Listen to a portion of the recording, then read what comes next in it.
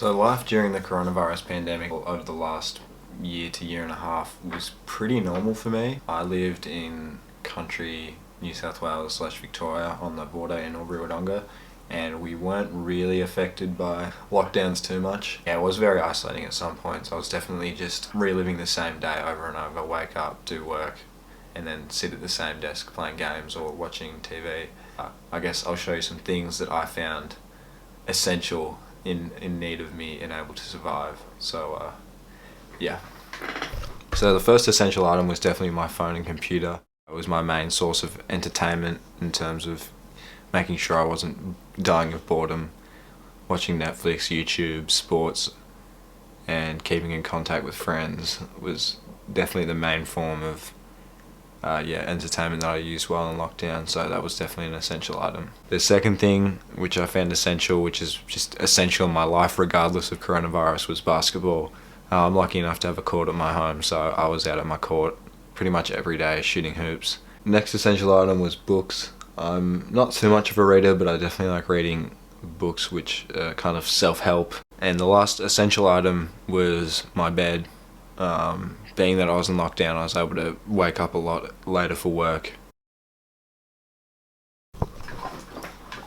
So one thing I've learned during the week 4 editing and documentary making process is it's really important to plan your shots. I think for the first 3 weeks, and in the past when I've done film work, because I made a lot of short film videos myself, is planning and pre-planning what shots you're going to take helps a lot in post-production.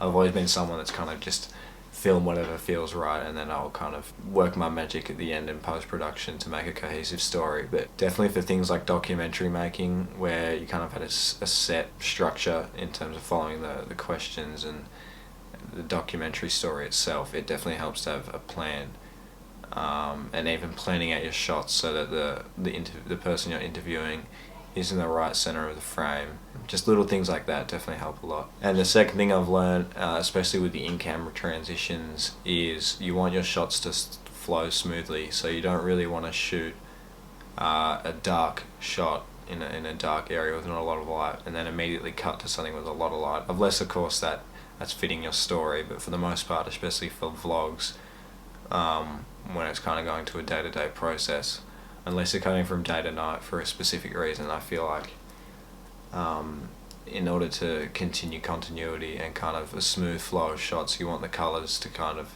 match somewhat and make sure your lighting's kind of consistent across the clips. And that's definitely something I need to work on, but it's something very useful that I learned this week. The last thing I want to talk about in today's vlog is the notions and the ideas that were brought up in this week's readings. I really agreed with his idea around the craftsmanship mentality and perfecting something regardless if it's your passion or not, because regardless if I think this is my true passion and true calling as a course, more than anything I can, whilst I'm doing the course, put my all into it and try and perfect what I'm doing. Yeah, it was definitely an interesting reading. Didn't agree with all of it, but certainly some good ideas that came up. And thanks for watching this week's vlog. This was the week 4 vlog, and I'll see you next week.